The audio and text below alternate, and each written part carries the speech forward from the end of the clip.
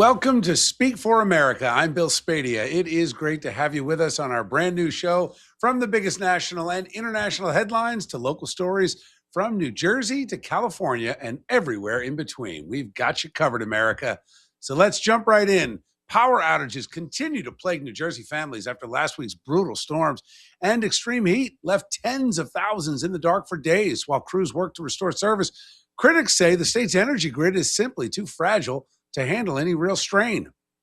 Meanwhile, New Jersey Governor Mikey Sherrill signed 3 bills this week aimed at lowering New Jersey electricity rates, at least according to her. She says these bills protect families from the massive power demands of data centers. The new laws create a special rate-setting process for large data centers, eliminate an extra profit bump for utilities in the regional grid, and require state approval for certain transmission projects.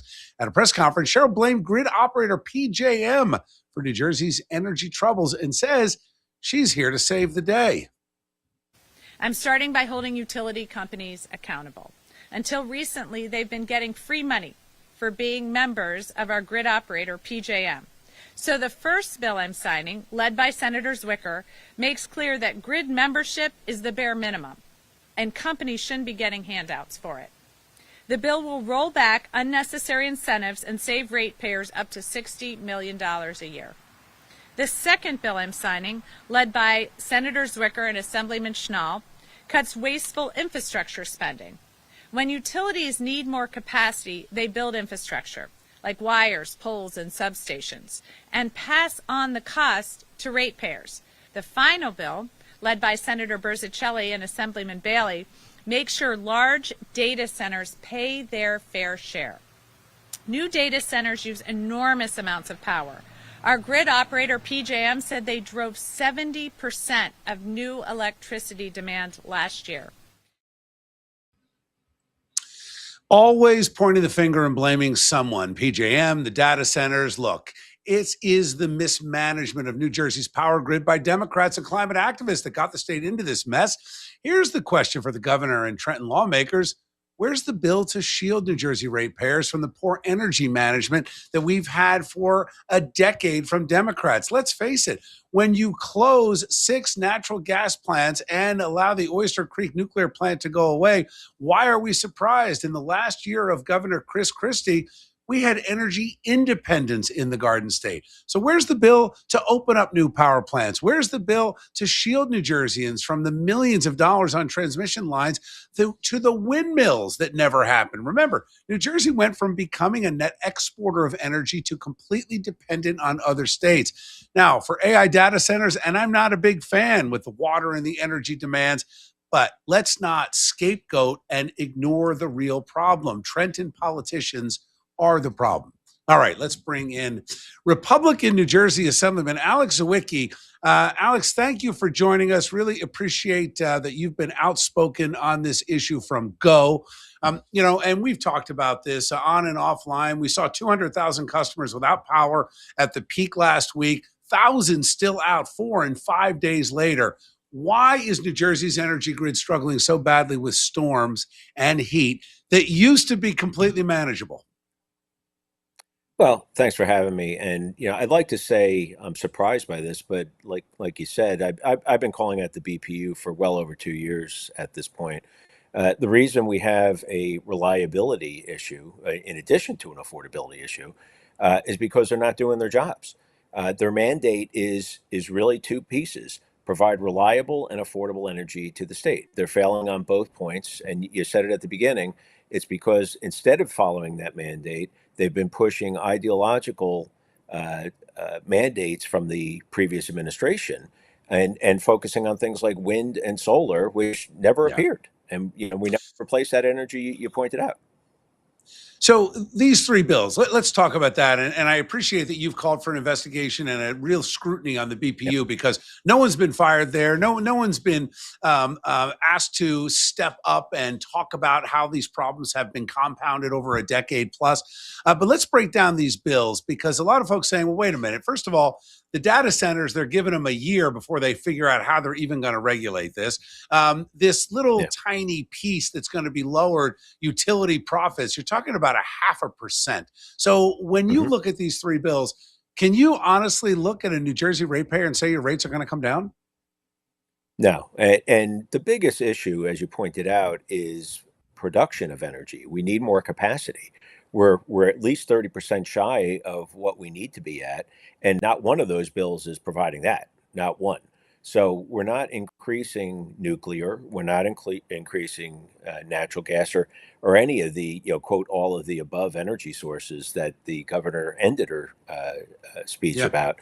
None of that appeared here. And what wasn't pointed out is even the small credit that is being given. It went from $100 last year, which was a joke, to $25. I mean, what is one time credit of $25 going to do for anybody right now?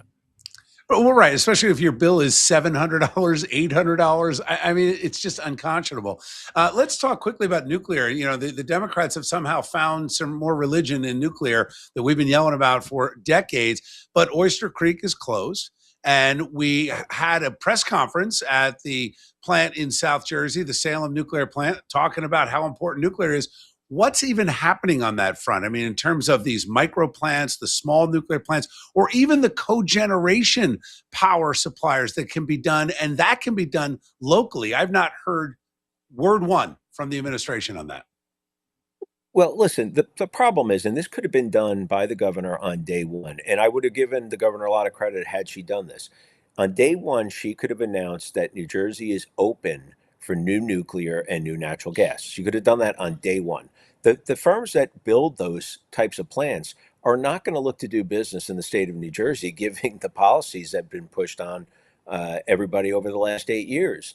They were vilified. I mean, they were told they were the bad guys, the nuclear and natural gas guys. So they haven't done any of that yet. I appreciate the photo op in front of a nuclear power plant, but unless you're going to make it apparent to all of these firms that were open to that kind of thing, you're not going to see the small modular reactors at Oyster Creek, and we can have 4 of them there within 5 to 8 years, and that would address a good chunk of the problem we have right now. Real quick before I let you go, Assemblyman, is the Republican caucus holding together on this? I mean, are you going to be able to stay together as a caucus to hopefully push for the Democrats in the legislature to start at least pressure the governor to start talking about it again? Well, listen, I think the caucus is about as united as it's ever been, at least in my, now for 4 years Yeah. On the job. And yeah, I mean, we're definitely united behind this. And listen, I think it's because we're constantly pushing this that you actually saw a photo op in front of a nuclear power plant. Right. I think if we Right. hadn't been saying the last couple of years, you never would have gotten that photo. Yeah. It's a great point. Assemblyman Alex Sauickie, always good to see you. Thanks for joining me. You too. Thanks, Bill. Appreciate it. All right, I want to bring in on the other side of the aisle, joining us now, Democrat New Jersey Assemblywoman Marissa Sweeney. Assemblywoman, thank you for being here. Appreciate you.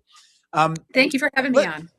So let's talk about this. I want to specifically talk about your district. I mean, the folks in Morris County really, really got hit hard. Forgetting all the politics for a minute, but the heat wave, the storms, how did your residents fare and your constituents, and what are you hearing on the ground? Generally not well. It did not fare well. The tens of thousands, as was mentioned earlier, of people without power and thank goodness that there really wasn't too much of an overlap of the heat advisory and people being out of power for 5 to 6 days, because if that was a true overlap, we would have been in a much more disastrous situation of just people being at home without air conditioning while the heat advisory happened. So, and it's still, here we are, it's Thursday, July 9th, and there's people without power still. There's roads with trees in them.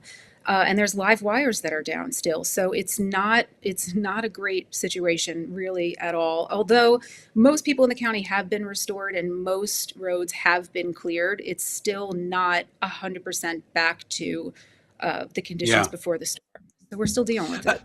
Marissa, I want to ask you, I had on my radio show earlier this week, I had Hanover Mayor Ace Gallagher on, and he's in the tree business. And we talked about on the air that New Jersey really doesn't have a comprehensive plan to deal with the fact that we've got a lot of old trees. In many cases, they've been hollowed out and they are just a ticking time bomb waiting to come down on these transmission lines and the lines that attach to folks' businesses and homes.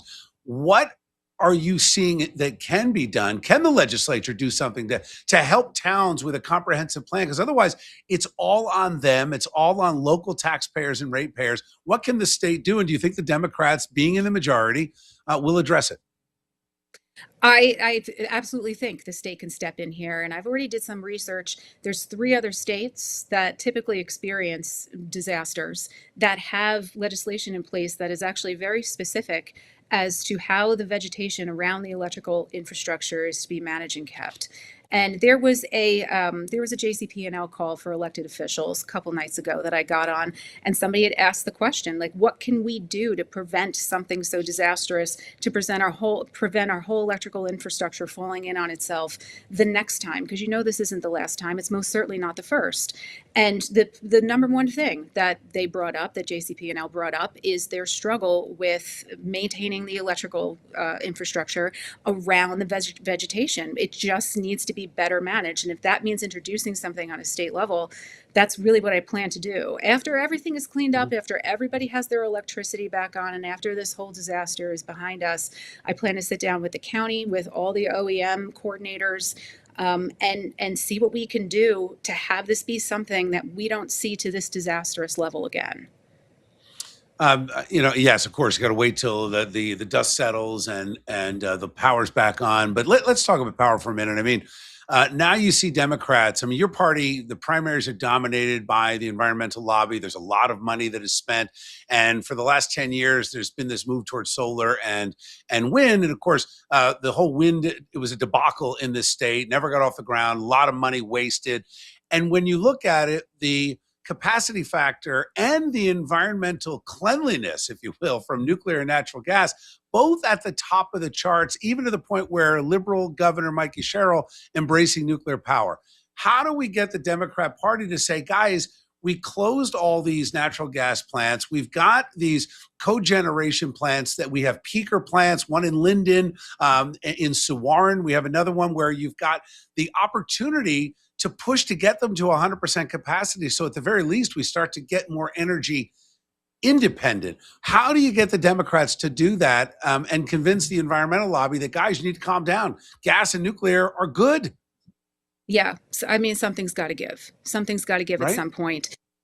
We all see our electric bills every single month, and electricity and energy is a very simple supply and demand equation that's happening. Like right now, the demand is very, very high, and the supply is not meeting that. And for that reason, everybody's electrical bills are going to be very high. We need to be able to supply more energy. We need to create the avenues to do that, and it needs to be something that's going to be effective, that we act on and actually get done. And we also need to invest in the infrastructure to be able to handle this amount of energy. The demand for the energy is not going to go away. There's no other way to address it. We just need to open up these supply channels so that we can meet the demand. And I think that is really going to be the first peak at seeing anybody's energy bill go down. Marissa, do you think, real quick on the data centers, and maybe this is where there's common ground, because I don't like them, and I understand the government. I don't agree with the governor scapegoating them for this issue. That said, did we put the cart before the horse? And should we have a moratorium on all these data centers before we figure out the energy problem? Because the problem's only going to get worse. The problem's only going to get worse. Yeah, absolutely. I think we really do have to, with the abundance of AI centers that are trying to come about, we It's like need to 80 be able to. in this state. Yeah, absolutely, and Right? it's happening rapidly, and the demand for the AI centers is growing at an exponential rate, one that we've never seen before. So, Yeah. and just to kind of let everybody come in and open up your AI center is going to have is going to have a backlash to it that we are not ready for.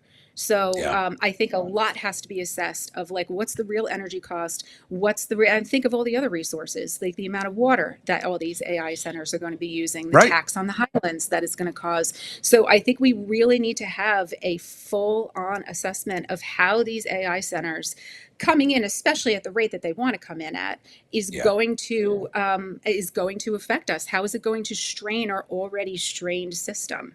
So Yeah. yeah, a much better assessment needs to happen before we just let it all come in. Common sense allows us to find common ground. Assemblywoman Marissa Sweeney, Great to see you. Thanks, Marissa. We'll see you soon. Thank you for having me on. You got it. All right. Talking about weather and heat wave, we are expecting another heat wave for parts of the United States. Florida, in particular, seeing a massive plume of Saharan dust drifting across the Sunshine State. Meteorologist Mike Favetta explains what we can expect in the days ahead. Mike?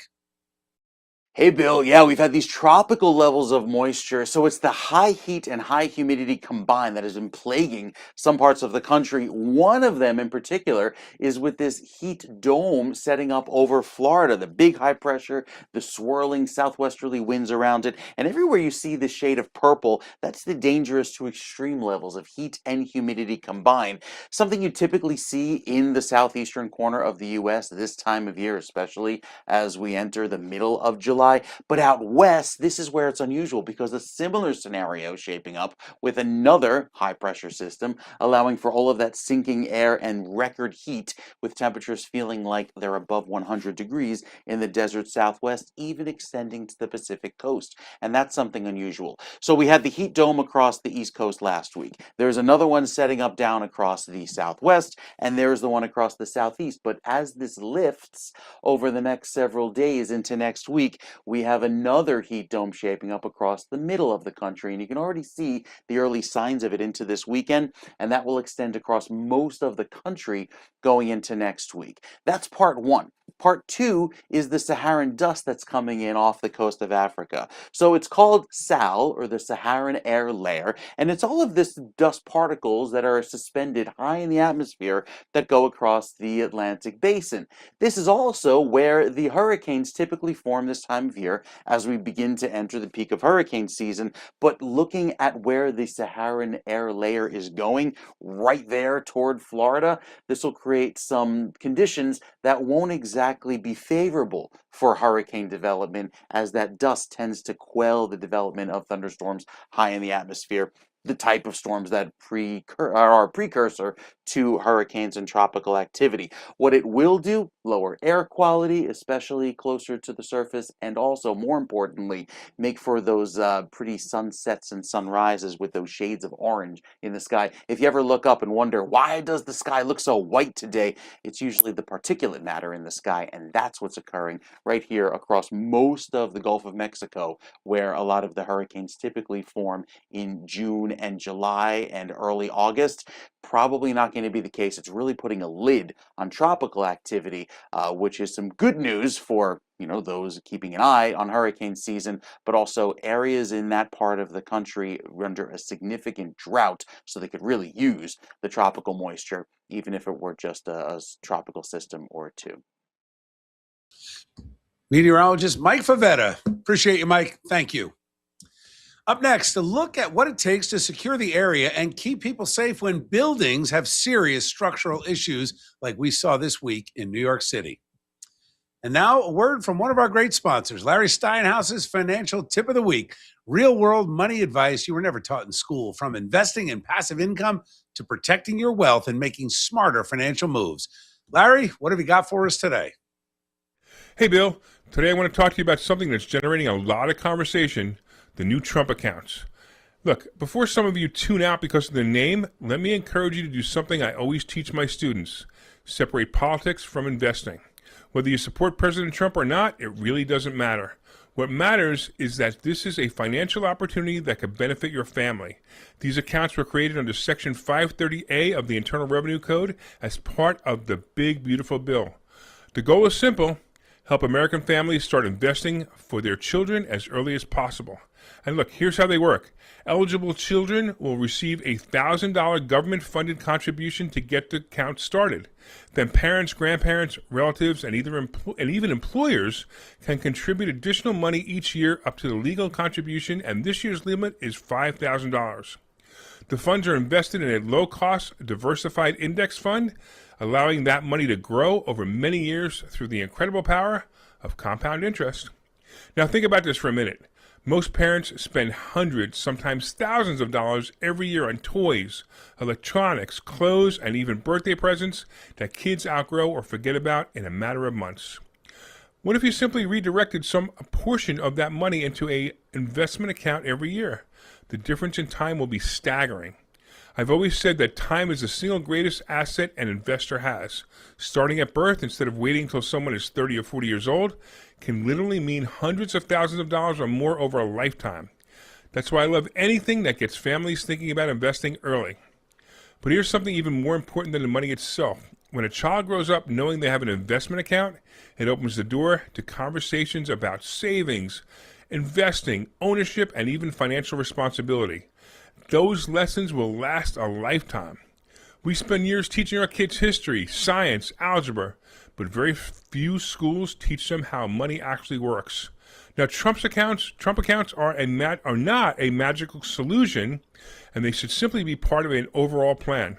The biggest mistake I could see people making is dismissing a financial opportunity simply because they don't like the politician whose name is attached to it. Successful investors don't make decisions based on politics. They make decisions based on facts, math, and what gives them the best chance of building long-term wealth. I'm Larry Steinhaus, and if you'd like to learn more about investing, stock options, creating passive income, or building real financial plan for your family, visit us at investorschooling.com. We teach everyday people how money really works because financial freedom begins with financial education. Once again, I'm Larry Steinhaus, and remember, your financial future isn't determined by who's in Washington. It's determined by the financial decisions you make starting today. Great advice and input. We always appreciate your expertise, Larry. Larry Steinhaus, always appreciate you. Visit investorschooling.com if you'd like to learn more.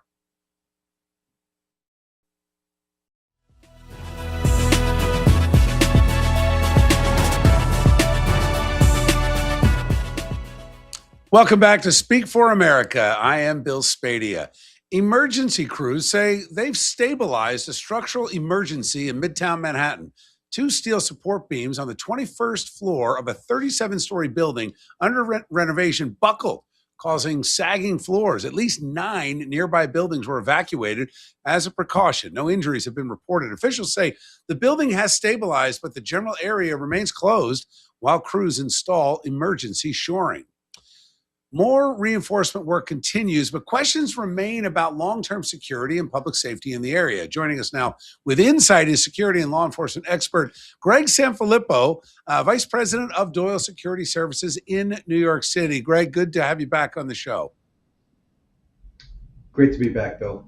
So let me ask you, from a security perspective, how complex is an incident like this for first responders and city officials managing this site? I mean, we saw the video of the workers going up there, seeing these beams start to buckle and the glass breaking. What goes on from a first responder point of view? So from a first responder, you have the before, during, and after. So the before is the preparation, making sure that the rehearsals, the plans, the training are all in place. And here you have robust support from FDNY, NYPD, and all the other agencies. So once the incident happens, looks like chaos from the outside, but they're going back through. And you see this a lot. It's very unusual in this case where it was structural beams. You see a lot of times crane collapses, exterior scaffolding collapses. So that same response, but this was unique. That rarely happens without some sort of other fire or something else. Yeah. Now they've cleared. Greg, I mean, they've cleared some buildings to be reoccupied, but others are still remaining evacuated. What challenges do the authorities face in balancing with the business continuity? I mean, you're going to have a lot of aggravated, angry people. And in your experience, from a law enforcement perspective, you think, are people more aggravated at the inconvenience, or are they like, hey, I don't want to be anywhere near this thing because I saw the video and I don't want it caving in on me? Knowing the New York City, New Jersey area, it's more aggravation from the inconvenience. But first and foremost is that life safety and making sure that the site is still secure, the integrity of the site, preventing unauthorized access to the site, access for engineers, insurers, first responders to get there. So that's the first priority. And then slowly that frozen zone will be shrunk down, and then life will go back to normal for the residents around there.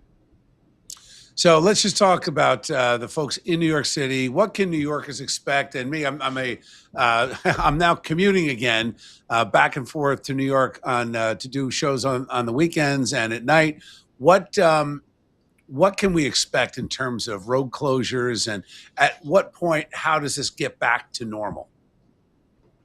It'll slowly work its way down to just that building, right? As the crews get in there and secure those Mhm. structural beams and those floors. So then it'll really just be isolated to just that building, and then you know, on your commute you won't see much going on, but that's slowly happening. Probably over the next few days, you'll see it get even smaller. Greg, is there a better way that this should be handled? I mean, I think about from a counterterrorism perspective, folks that want to harm us and displace and disrupt and all the things that can happen. This showed a bit of a vulnerability, as you saw. So many people had to be evacuated quickly. They weren't sure exactly what they were dealing with right away. Um, what what would you advise going forward on how to handle this? We've seen a few in the last few days. The Empire State Building also, lucky there that those two didn't have any Oh, the other intention. proposal at the top? Yeah, Proposal. unbelievable. You just saw someone walking across the Brooklyn Bridge, across the right across the suspension cables. Hmm. So these are vulnerabilities that were always there, and it needs us to get refocused on what the threat is. The threat isn't someone going up there and proposing. The threat is someone going up there and with nefarious and bad intentions. The threat here isn't the this the two beams. The threat is if someone really had bad intentions, how easy would it have been for them to have a more catastrophic collapse Yeah, of a facility. Those yeah, are no things question. that keep security up at night. Yeah, and I think you said it right. I think we need a refocus. We tend to get too lax and too relaxed and almost just tone deaf to what's happening around the world. Greg Sanfilippo, thank you, Vice President of Doyle Security Services. Always good to have you on. My pleasure, Bill. All right, let's take a look at the news around the country. In New Jersey, the husband of slain therapist Brooke Hanlon has retained a lawyer, authorities have confirmed. Brooke was found stabbed to death inside her Chester home on June 6th. Now, Morris County prosecutors say Connor Hanlon has been communicating with investigators as the Major Crimes Unit continues its homicide probe. The case was initially reported as a possible cardiac arrest before reclassified as suspicious.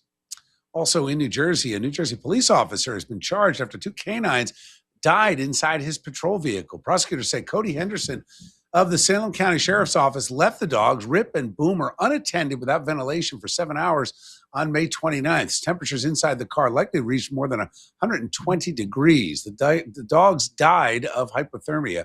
Henderson faces multiple counts of animal cruelty. We'll continue to follow this story because I'm curious to see how the defense side is going to approach this, because we heard reports, unsubstantiated at this point, that there may have been some faultiness in the system of the canine vehicle. So more to come on this story as it develops.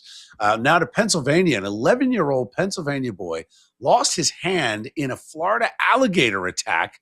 Well, he's now afraid of the Sunshine State. Brody DeTore was fishing with his dad near Umatilla. That was last month when the gator bit down on his hand. Despite his dad's efforts to pry open the reptile's jaws, the boy's hand was severed. Doctors later amputated it at the wrist.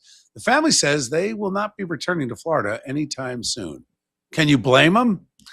A federal appeals court ruled that part of Florida's Stop Woke Act, restricting how race and gender are taught in public schools, violates free speech rights. In a 2-1 decision, the 11th Circuit said the law's restrictions on university classrooms go too far. The ruling only applies to higher education and upholds the state's ability to set some curriculum limits. Florida officials are expected to appeal. You can see this going all the way up for sure. A Southern California fitness club is being sued after an employee allegedly threw a 20-month-old boy 6 feet in the air at its child care center and then failed to catch him. The child suffered a traumatic brain injury and concussion. His parents say the Bay Club in El Segundo downplayed the severity of the March 2025 fall. The family is seeking damages for negligence and emotional distress. Wow. More than 11,000 California drivers are being forced to retake their written driving test after the DMV flagged irregularities in past exams. The agency sent letters warning that licenses will be canceled unless they pass a new test within 30 days. Drivers must schedule an appointment and bring the official letter. No walk-ins allowed. The DMV has not said whether the issue was cheating or a technical glitch. Man, DMV problems, doesn't matter what state you're in.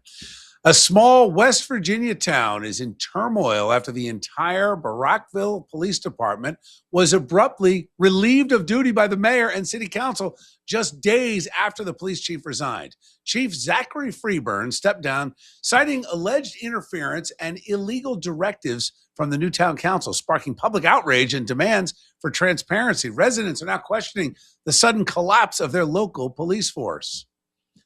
Up next, how Senator Mitch McConnell's absence is impacting politics in Washington and how it could actually help President Trump's plans. Now a word from another great sponsor, Dr. Adriana Lombardi, Skin Cancer and Cosmetic Surgery Center of New Jersey. Here at the Skin Cancer and Cosmetic Surgery Center, we really love to get to know our patients. We want to work together with them to reach their goals and make them feel the most comfortable they can. I was planning to open the Skin Cancer and Cosmetic Surgery Center. I wanted a personalized approach to medicine. I felt that medicine was getting commercialized in general, and I had a vision of opening my own practice, including my sister who's a medical esthetician, and being able to treat the patient as a whole. We offer cosmetic procedures, we offer skin cancer surgery, we have general dermatology visits, and different types of non-invasive aesthetic treatments all under one roof. I focus on non-invasive treatments that help better your skin health and help you also feel good from the inside out. I try to approach each patient like a family member. I really love to get to know my patients. We have their best interests in mind, so we want to hold their hand on their journey of feeling better about themselves or getting the right treatment done. Whether it's something non-invasive to something more invasive, we want to make sure that we're thoroughly explaining what the procedure entails, and we're also managing their expectations so we are both on the same page when it comes to results. Here in the office, I made a promise that we would always use the highest end technology, the most innovative technology and techniques for our patients. That goes from cool sculpting to Cutera's microneedling device that also is for skin tightening. And then we have different types of lasers by the Luminous that also deliver great results for pigmentation or scars, wrinkles, anything you're looking to address. After the procedures in our office, our patients often feel so much better about themselves, and people go about life a little bit differently when you have more confidence. So I really feel like it's so important to be the best version of yourself. Dr. Adriana Lombardi, Skin Cancer and Cosmetic Surgery Center of New Jersey. Visit sccsnj.com.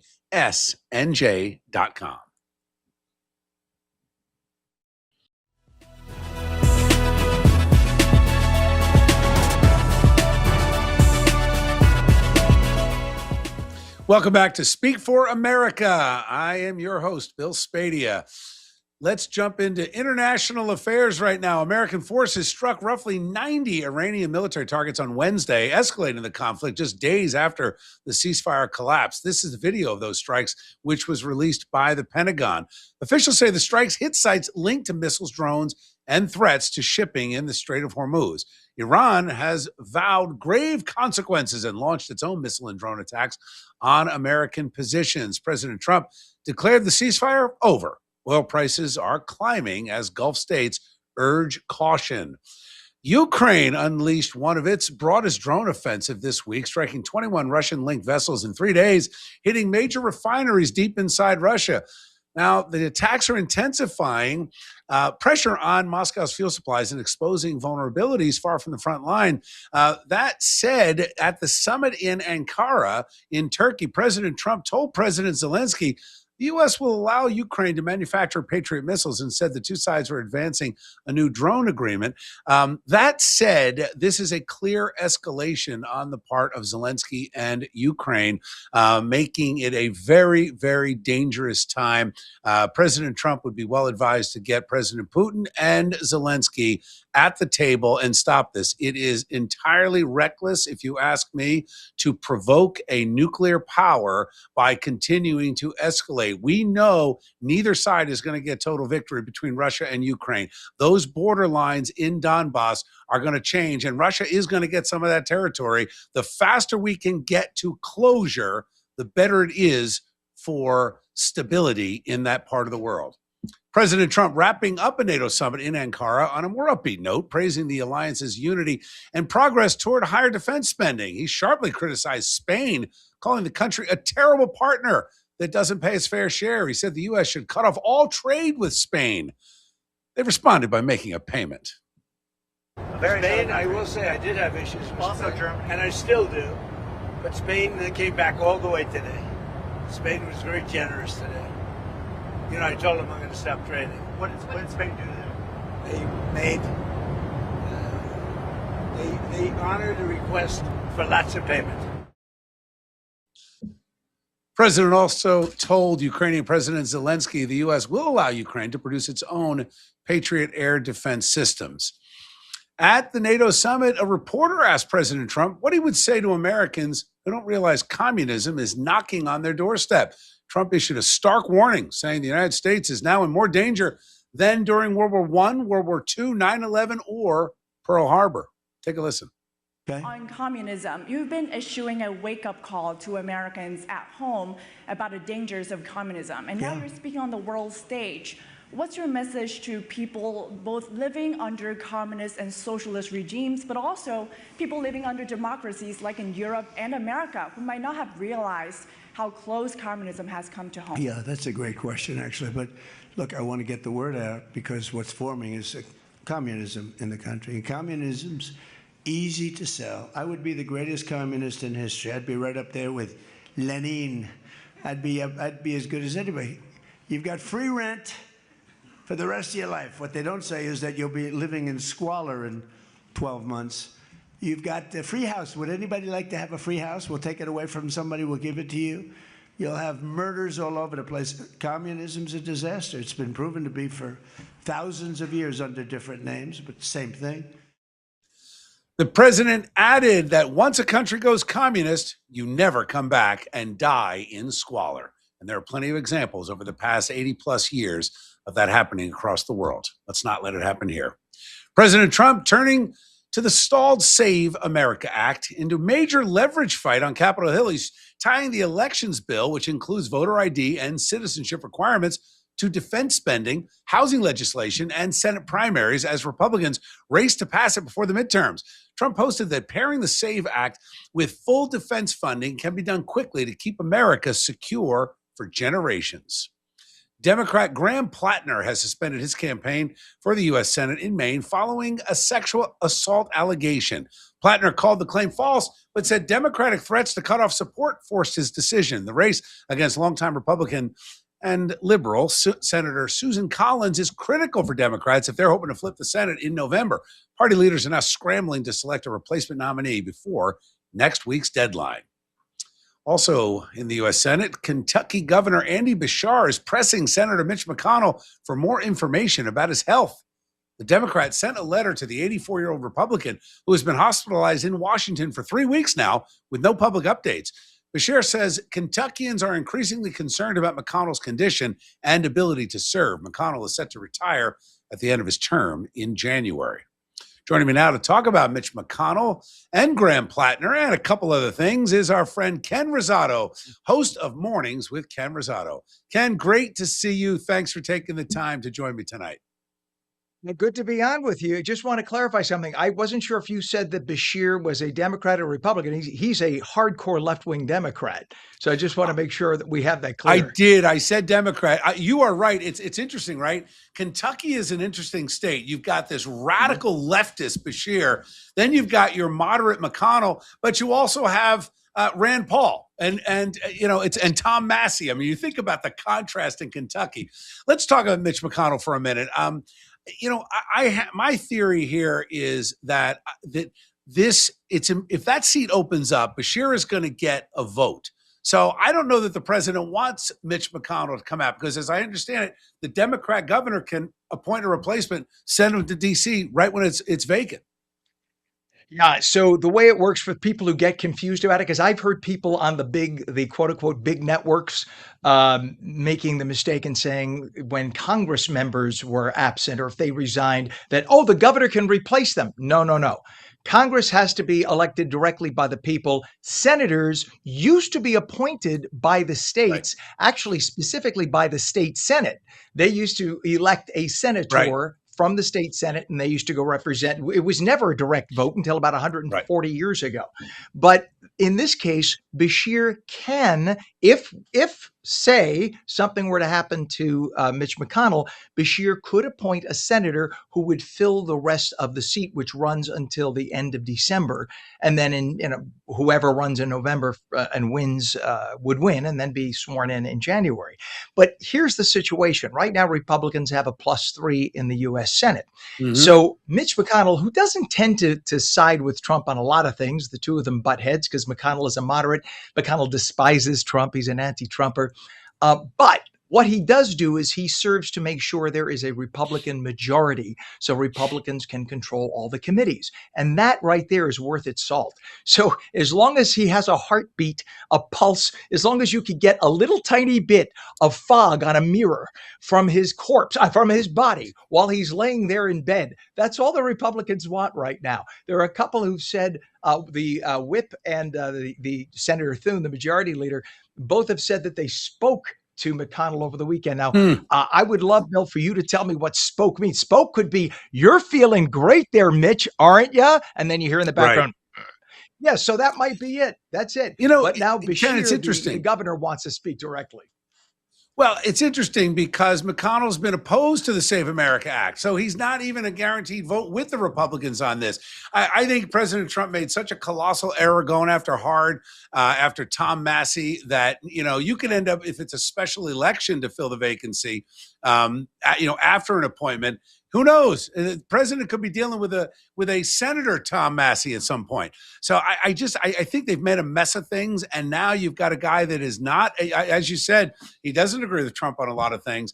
I don't know what's going to play out, but this is now the second time you've had a member of the legislature absent. We had the situation with Tom Kean Jr., New Jersey congressman, absent for missing 121 votes, and now he's back, but now they're on recess.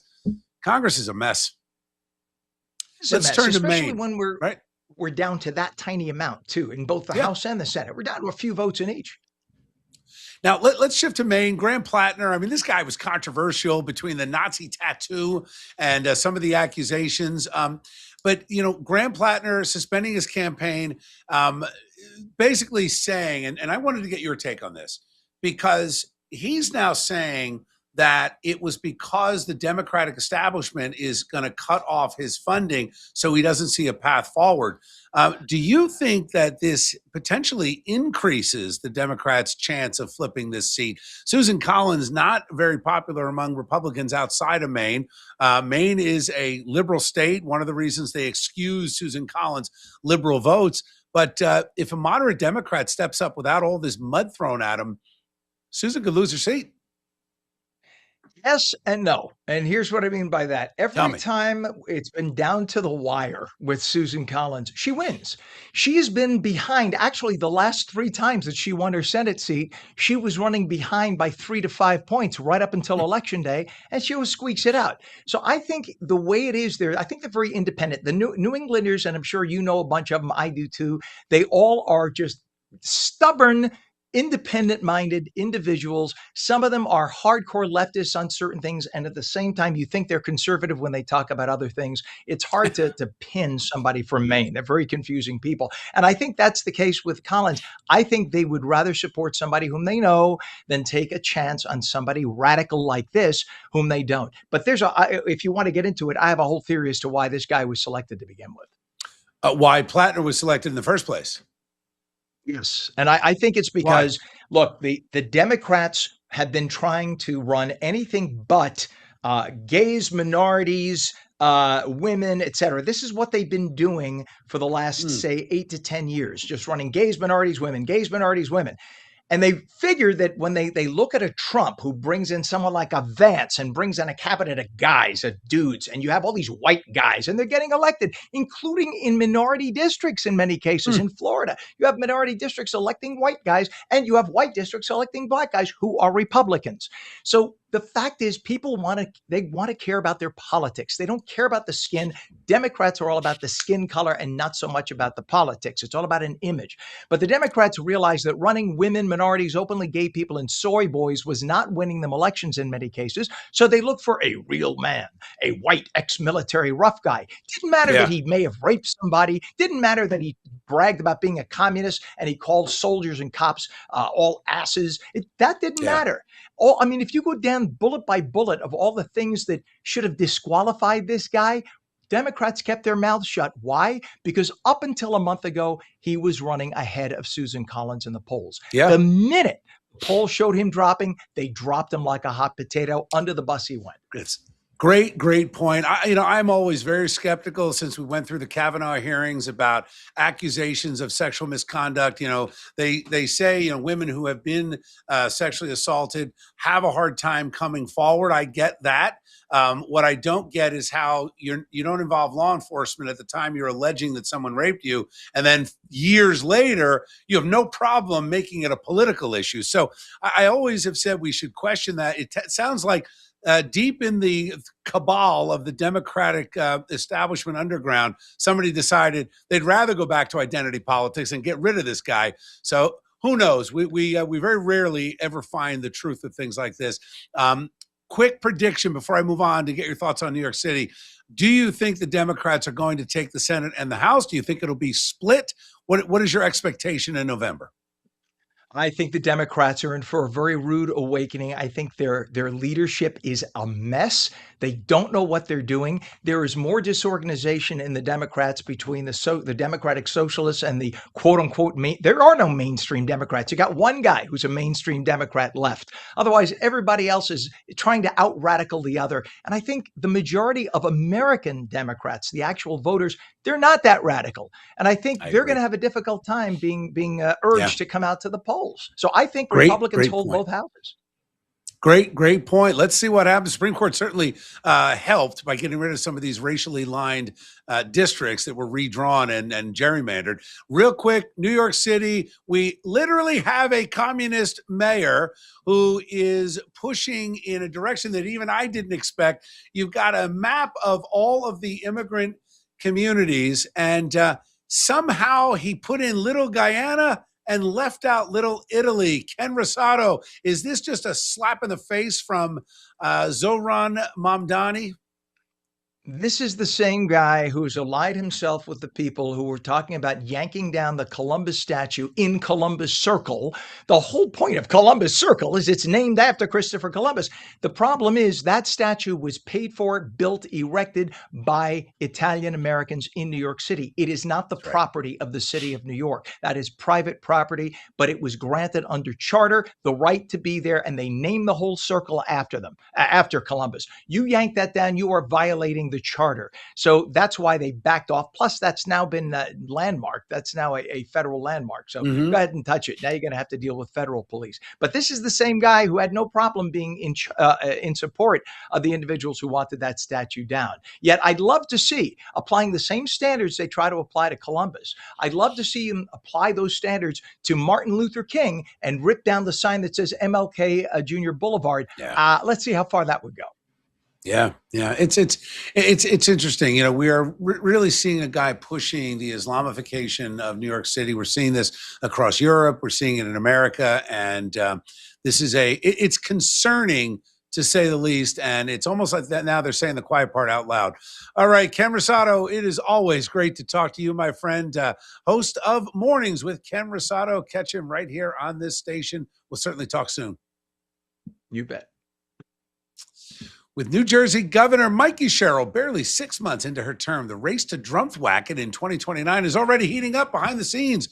The New Jersey Globe's early shortlist of potential Republican challengers includes state senators Michael Testa, Douglas Steinhardt, Holly Schapese, Assembly members Monmouth County Clerk Christine Hanlon, Middletown Mayor Tony Perry, and yes, yours truly, me. I'm on that list, but we'll see how the things shape out over the next year. Honestly, plenty of time left, but it just goes to show you New Jersey is always in a political state of mind.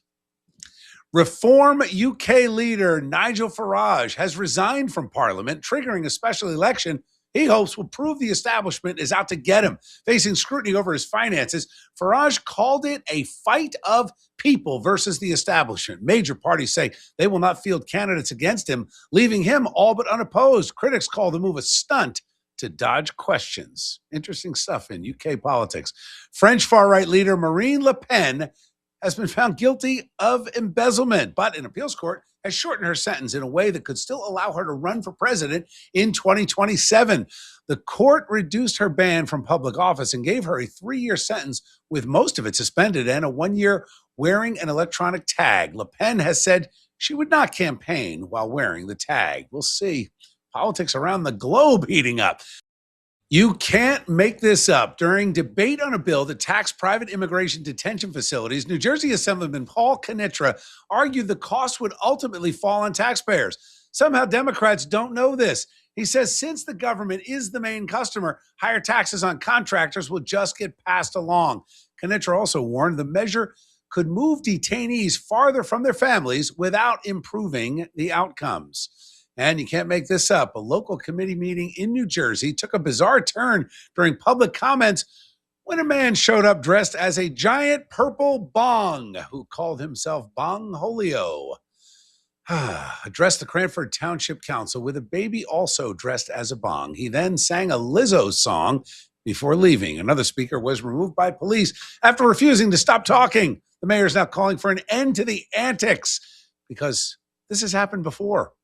Guys, it's time to go. Thank you for watching. I enjoyed spending time with you today. And of course, look forward to continuing to speak for America with you. I'm Bill Spadea. Keep the faith and keep the fight. I'll see you next time.